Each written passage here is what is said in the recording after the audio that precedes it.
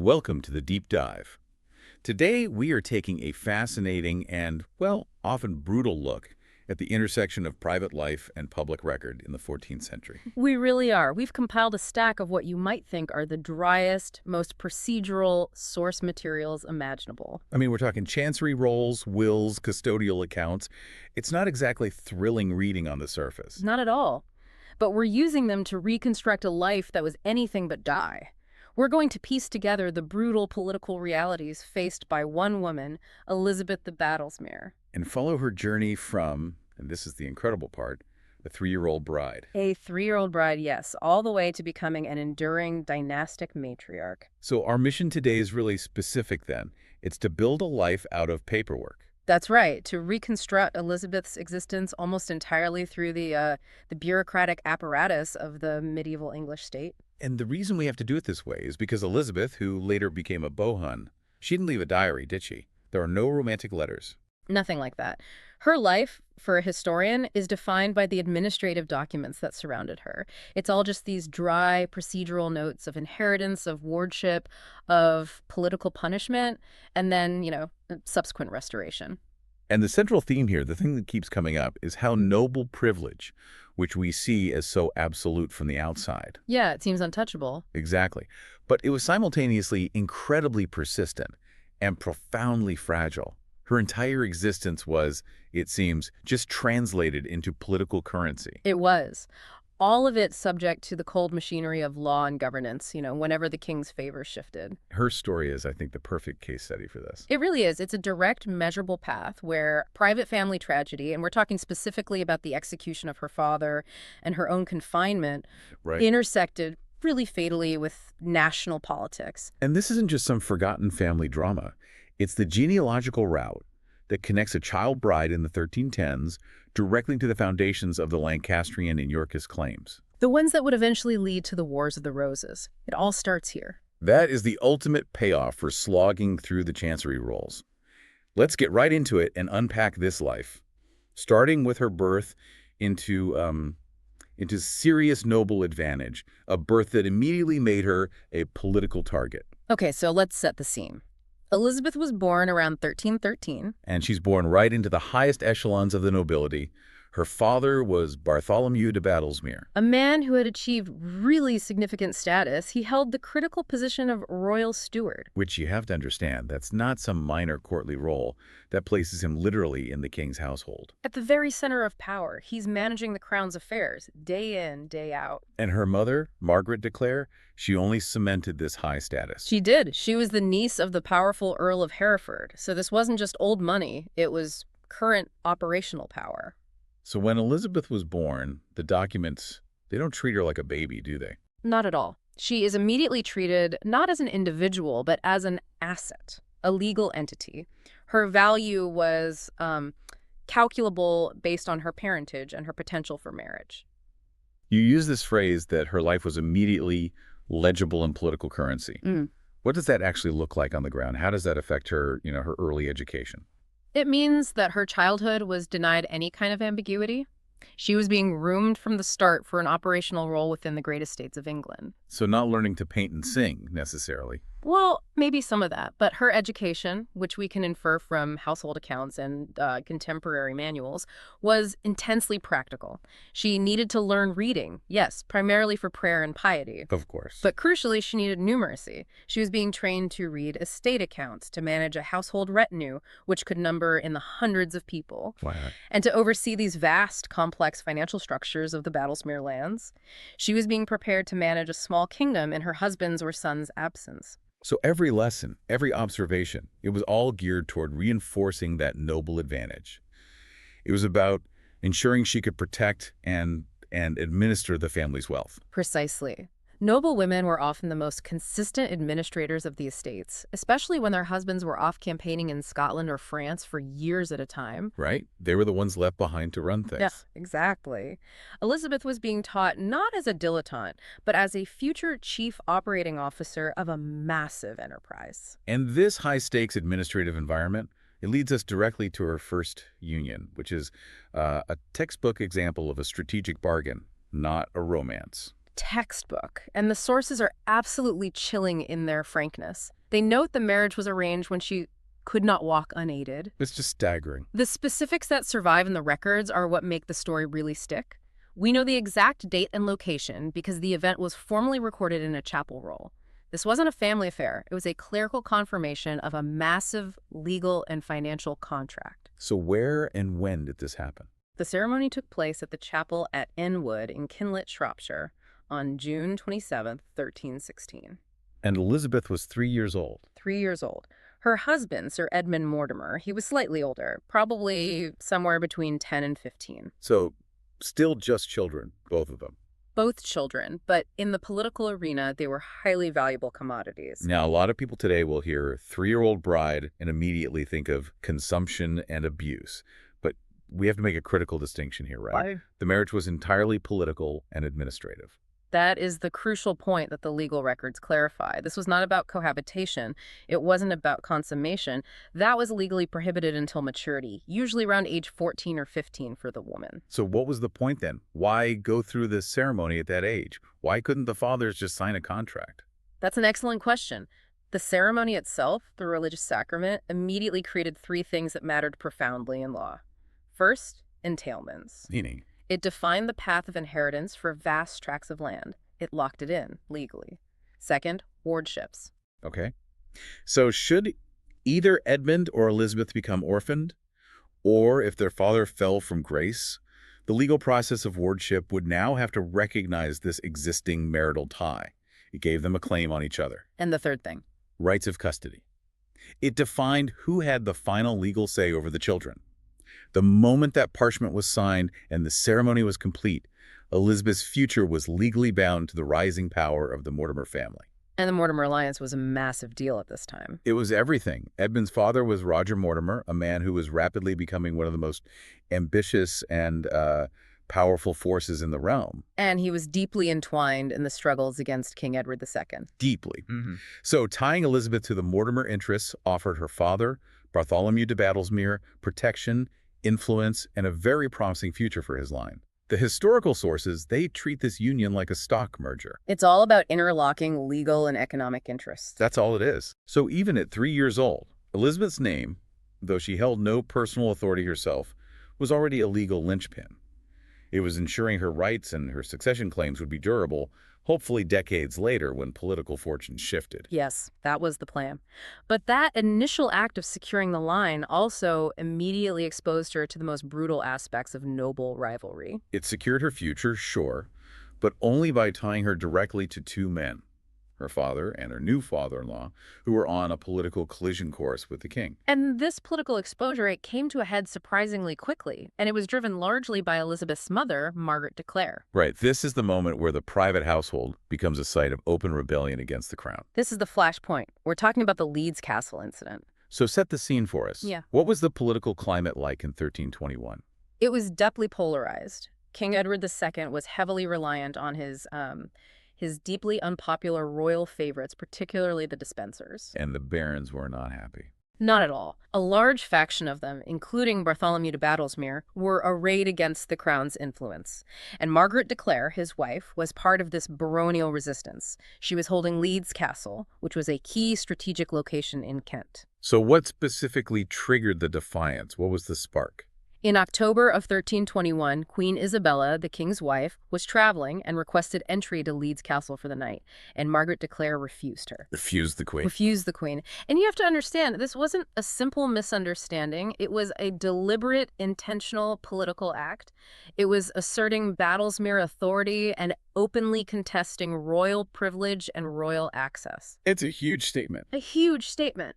And when the queen's retinue insisted, Margaret's garrison attacked the royal party. They killed 6 of the queen's men. That is an act of war against the crown, even if it's carried out by a woman who's, just defending her lord's holdings. Exactly. It was a fatal, fatal misstep. The crown forces, finally given a clear target and a popular cause defending the queen, moved with stunning speed and brutality. The siege of Leeds Castle was swift. Very swift. Battlesmere himself had already joined the opposition coalition, so he wasn't even there. When the castle fell, he was isolated. The balance of power shifted, and the consequences for the entire Battlesmere family were absolute. What do the legal records tell us about the aftermath of that siege? What happens on paper? The sources from this period, they shift entirely. They go from being records of wealth and alliance to being punitive ledgers. We see immediate legal writs issued for the seizure of property, orders for punitive fines, and eventually the confiscation of the entire family seat. So the paperwork just turns against them. Completely. The documents record the logistics of the siege, the costs of the royal army, and the capture of the high-value prisoners within. And what happened to Elizabeth, who at this point is an 8-year-old girl? Administrative cruelty became her new reality. Her mother, Margaret, and all her young children, including Elizabeth, were taken into royal custody. And then the ultimate instrument of the state was deployed against her father. Yes, Bartholomew de Battlesmere was captured in his flight, and the documents detailing his end are chillingly precise. He was convicted and executed for treason. He was, and this is where the legal process of attainder comes in, and it's essential we understand what that actually meant for the family. So explain attainder for us. We hear the term, but what did it do to the family, specifically to Elizabeth? Attainder did more than just execute the person. It was a legal mechanism that corrupted the bloodline. That was the legal term. It stripped the entire family, including all living children and all future descendants, of all titles, dignities, and crucially, their right to inherit land. So it legally erases them. It legally erases them from the noble class. The crown seized everything. The paperwork surrounding this is just staggering. It includes lists of manors, valuations of property, inventories of livestock and chattels. So her entire world, all that inherited wealth and status, it was just seized, cataloged, and reassigned via a ledger. All because of her father's political misjudgment. Exactly. The attainder documents explicitly listed the Battlesmere heirs, including Elizabeth by name, and confirmed their total exclusion from all inheritance. The state removed a political head, and then it immediately redistributed its economic body. So the lands that had supported her opulent upbringing were just gone. Gone. Seized. Her wardship shifted directly to the king. And that marriage connection she made at 3 years old, that became the only remaining sliver of legal hope, the only basis upon which any future claim could be pressed. She was transformed from a noble asset into, what, a custody problem for the crown? That's a perfect way to put it. The sources confirm her confinement at the Tower of London with her mother and siblings. That sounds like very high-profile imprisonment. Yeah.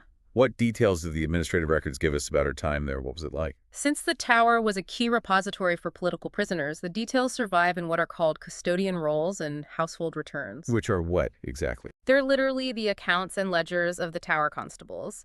They list the noble wards by name and their specific costs. We can read entries detailing payments for Elizabeth's food, her bedding, and sometimes even medical treatments. That must be profoundly impersonal. The reduction of a life to a line item. It is. The reality for Elizabeth, the young child, was severe restriction. Even if she wasn't in, a traditional dungeon, her movement was restricted to certain chambers and courtyards. Her company was limited to royal-approved retainers. Her entire childhood was not just interrupted, but governed by official visitation lists. Exactly, and by the notes taken during the interrogations of her adult kin. It's the bureaucracy of detention. A precise accounting of deprivation. We've talked before about this slow arithmetic of deprivation. Can you give us an example of how that appears in the accounts? Of course. Think about the difference. The Battlesmere household prior to 1321 would have had specialized cooks, high-quality wine, expensive imported cloth, a huge array of servants. The height of luxury. The height of luxury.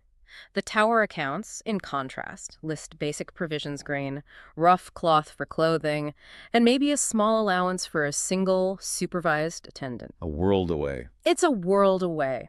These entries permit historians to reconstruct an agonizing chronology of her confinement seasons passing, the household budget steadily being reduced, while political negotiations continued outside, using her and her siblings as pawns. That confinement, then, it wasn't merely punishment, was it? It was a financial and legal leverage tool in the crown's hands. Absolutely. And historians often argue that this experience was formative for her. It showed Elizabeth in the most brutal way possible that noble privilege was entirely contingent on royal favor. A hard lesson to learn at age 8. A very hard lesson. It instilled an understanding of the necessity of aligning the family with a political fortune powerful enough to offer absolute protection, a lesson that would drive her later highly strategic decisions, particularly regarding her second marriage. Elizabeth's fate was so entirely bound up in the political whirlwinds of the 14th century, and in typical fashion, the political catastrophe that had jailed her Yes. was the very thing that led to a dramatic, unexpected reversal of fortune. That reversal, of course, was powered by the man Elizabeth was married to, or rather, his father, Roger Mortimer, The man who had been her father's ally. the very same. Mortimer eventually led the successful revolt against Edward II, which culminated in the king's deposition and Mortimer becoming the de facto ruler of England in the late 1320s. So the legal architecture that had condemned Elizabeth and her family, Yeah. it was about to be officially dismantled by the new regime. Yes. Mortimer had the power to literally fix the paperwork. It's incredible to think about. It is, but it wasn't just a quick signature. Reversing an attainder required the full force of parliamentary action and royal prerogative. It was a major legal undertaking. What did the record show?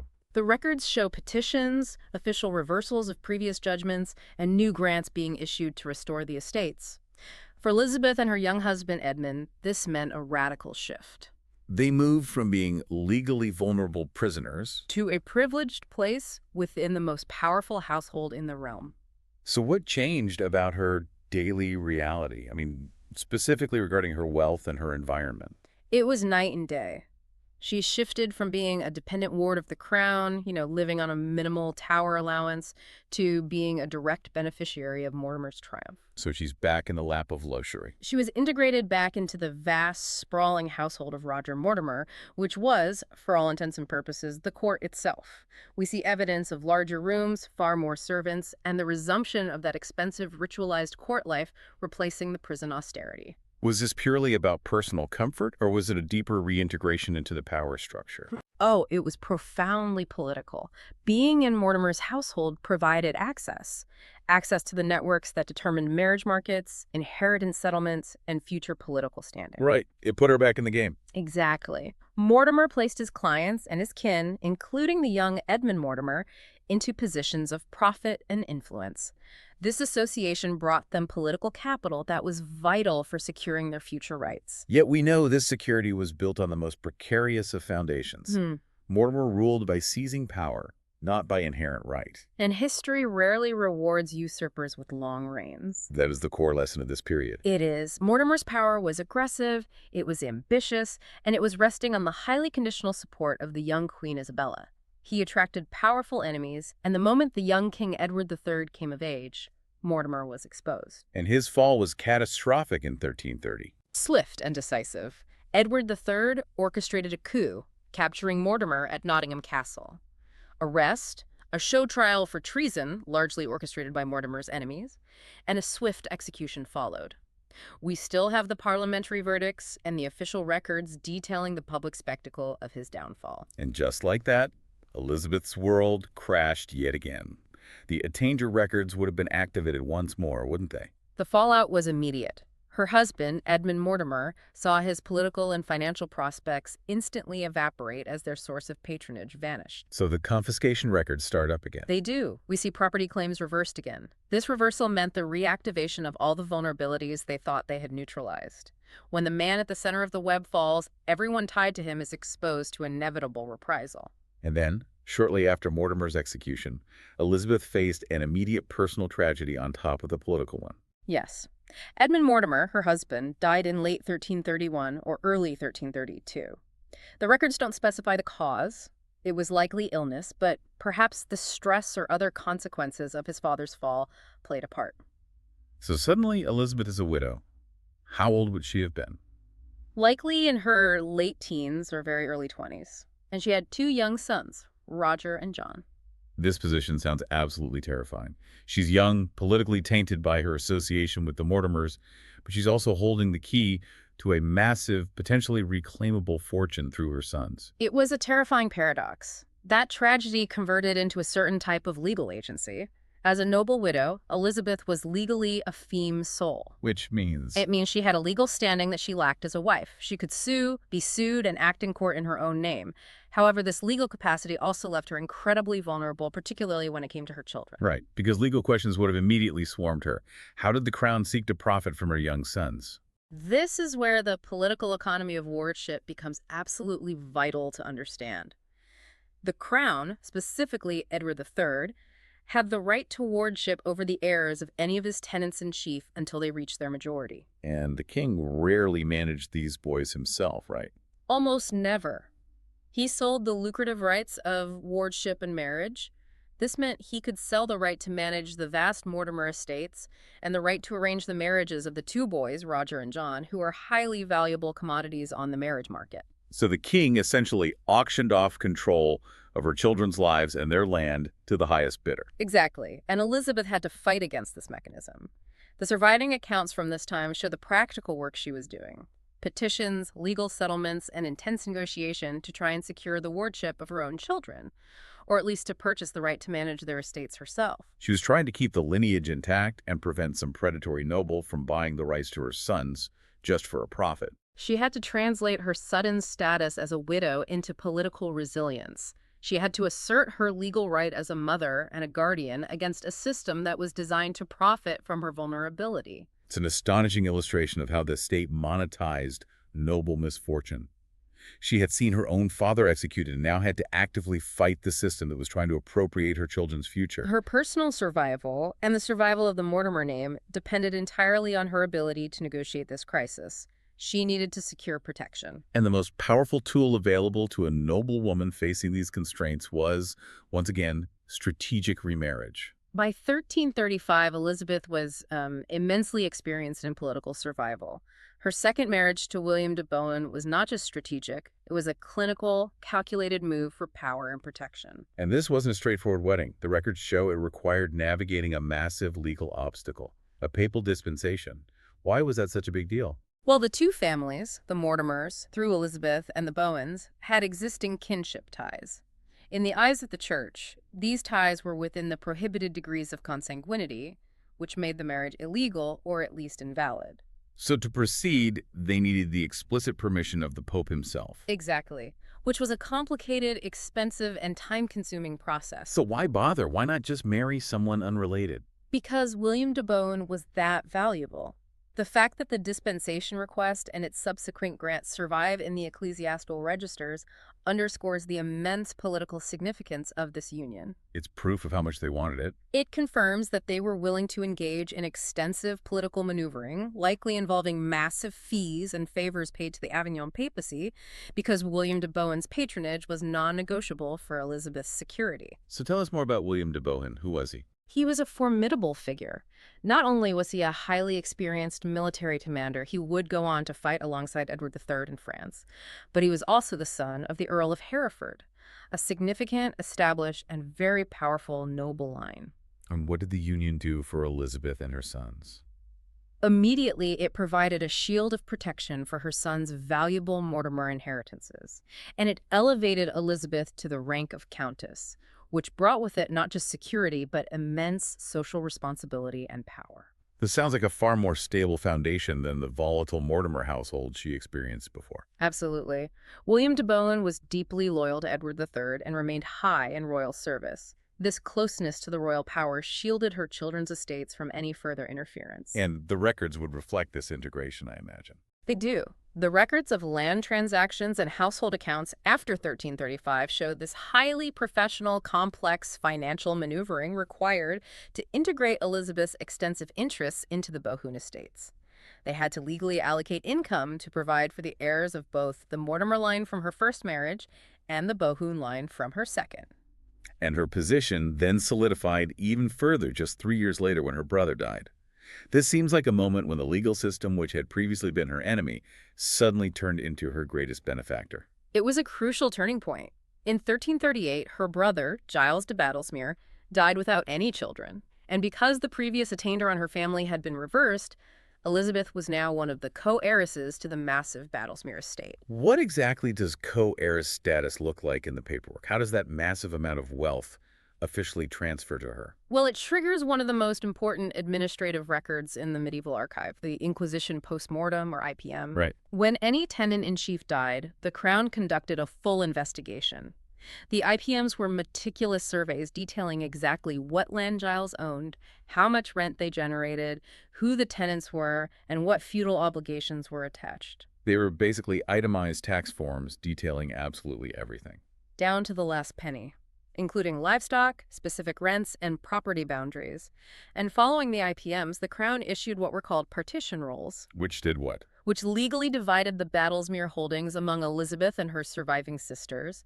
This massively expanded Elizabeth's personal claim to manors, rents, and other obligations. And the sources state plainly that property translated into men and influence. It did. Every manor added to the Bohun estate bolstered William's retinues and provided the financial resilience that shielded her family from any future political shocks. It truly shows how the legal apparatus, which was totally indifferent to her childhood trauma, just counted acres and obligations. And in doing so, it gave her a financial and legal basis that finally offered true resilience. The technical detail involved is staggering. We see disputes over boundaries, complex calculations of fractional ownership, and royal confirmations of the split. But the end result was real, durable power. So Elizabeth, by virtue of her surviving status and the strategic marriage, had secured not just her own future, but the stability of two immensely powerful lineages. She had. And as she moves into middle age, she transformed from being a political pawn into a powerful dynastic manager in her own right. This is the final stage of her agency then, visible in the late life records. It is. Her role became incredibly complex. She was a mother, a countess, a household manager overseeing multiple estates across England, managing hundreds of servants, and arranging complex marriages for her younger kin.